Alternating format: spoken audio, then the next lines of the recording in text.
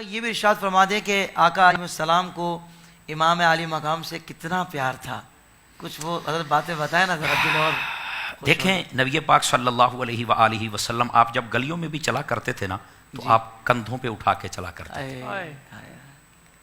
یہ محبت کی علامت ہے. میں آپ کو ایک بات بتاتا ہوں، ہم جب چلتے ہیں نا جی، ہمارے ساتھ یہ جتنی محبت والے لوگ ہوتے ہیں، بس اوقات ہمارے ہاتھ میں کوئی کتاب بھی ہو نا تو کہتے ہیں حضرت آپ ہمیں دے دیں. یعنی یہ ساتھ نبی پاک علیہ السلام جب چلتے تھے تو کیا ساتھ صحابہ کرام نہیں ہوتے تھے؟ انہوں نے کیا کبھی نہیں کہا ہوگا کہ حضور آپ نے اٹھایا یہ بچہ ہمیں دے دے؟ حضور نے کتنی محبت سے کہا ہوگا نہیں یہ مجھے ہی دے، یہ میرے پاس ہی رہے. یہ ایک نقطہ ہے عالم تخیل کا، لیکن اس کا مجھے جواب چاہیے. اگر کوئی کہتا ہے پیار نہیں ہے تو مجھے جواب چاہیے نا. اس کا کیا جواب ہے؟ جی ہو ہی نہیں سکتا صحابہ کرام نے یہ تقاضا نہ کیا ہو کہ حضور ہمیں عطا فرما دے، یہ ہو ہی نہیں سکتا.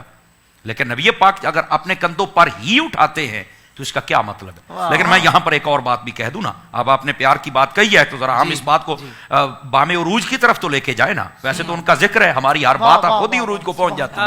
کیا بات. اچھا یہ جو کندھوں پر بھی اٹھانا تھا نا، یہ پیار تو تھا ہی تھا، لیکن میں سمجھتا ہوں کہ امام علی مقام کی جو تربیت والی کلاسیں تھی نا، یہ ان کے سبق تھے جو حضور پڑھا رہے تھے. سبحان اللہ، اللہ اکبر کبیرہ.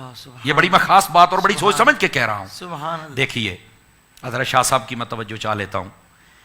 نبی پاک صلی اللہ علیہ وسلم نے جب مکہ فتح فرمایا تو حضرت علی آپ کے کندھوں پہ آئے نا. وہ واقعہ بہت لمبا ہے. جی جی. تو حضرت علی المرتضیٰ نے کیا کہا تھا؟ شیخ محقق نے جو لکھا ہے مدارج کے اندر کیا لکھا ہے؟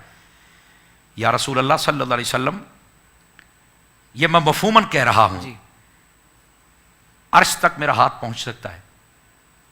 سمجھ آئی نا؟ اجازت ہو تو پایا پکڑوں.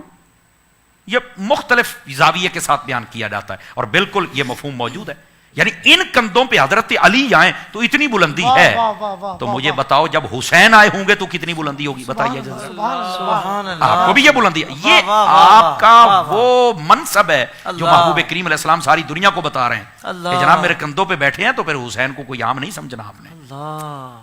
یہ اس طرح. اچھا ایک زاویہ یہ ہے کہ آپ کی یہ بلندی کی طرف اشارہ ہے، آپ کے علم کی طرف اشارہ ہے.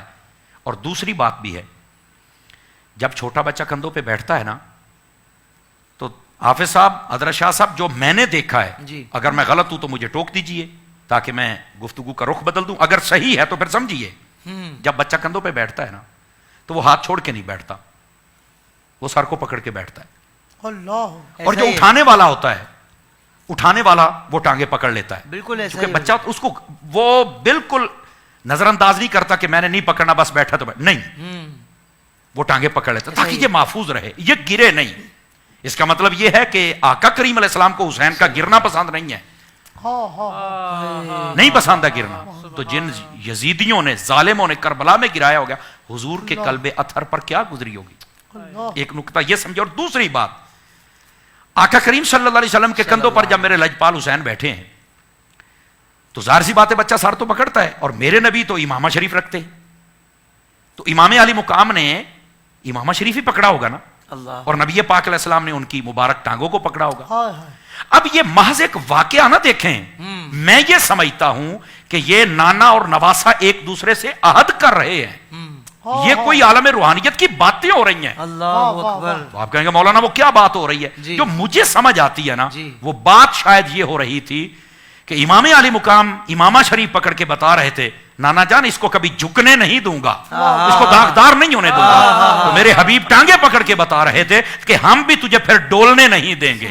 آپ جہاں بھی جائیں گے آپ کے جو قدمین شریفین ہیں یہ کبھی کانپ نہیں سکتے ہیں، چونکہ سہارا جو ہم نے عطا فرمایا. یہ نانا نواسا کی باتیں ہو رہی ہیں. اللہ آپ کو خیر و برکت عطا فرمائے.